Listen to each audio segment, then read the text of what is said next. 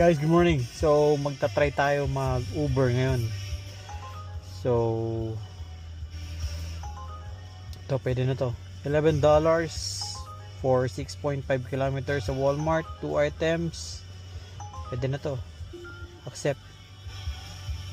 So, let's go. Mag-shopping tayo for 2 items.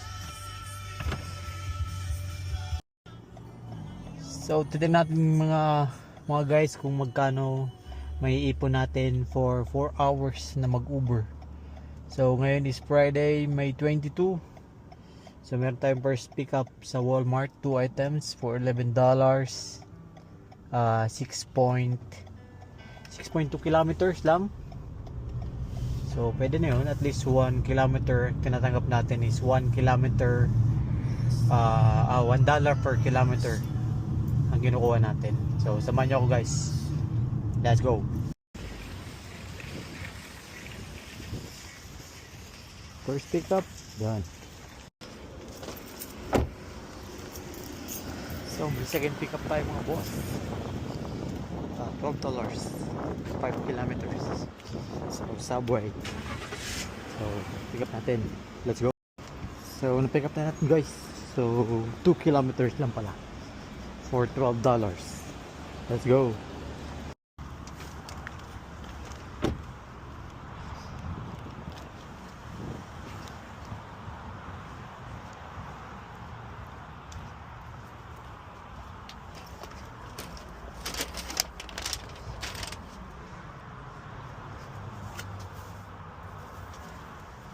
So there's one more sa pang pick up sa Westbrook Mall, Walmart.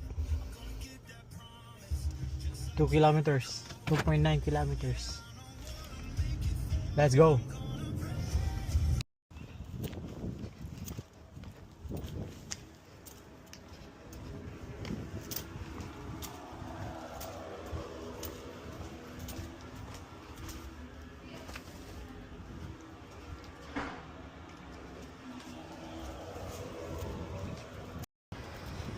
So another delivery from Starbucks.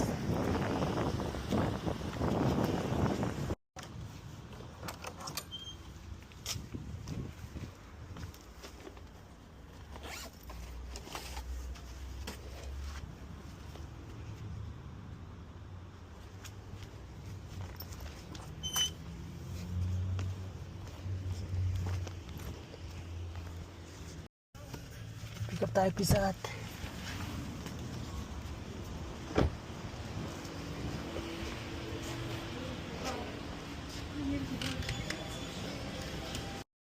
Pick up Safeway. Let's go. Pick up na natin, deliver na natin 1.4 kilometers, 15 blocks. Let's go.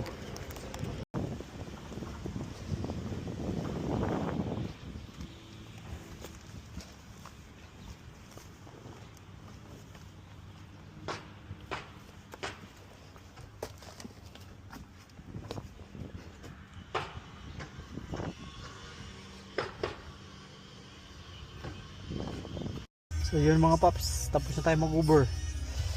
So ang estimated na ano natin is na earn is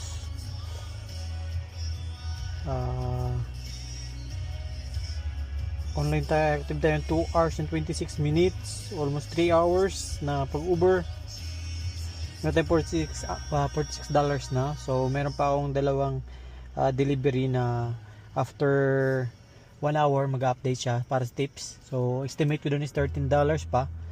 So ang total is $59 sa loob ng 3 hours.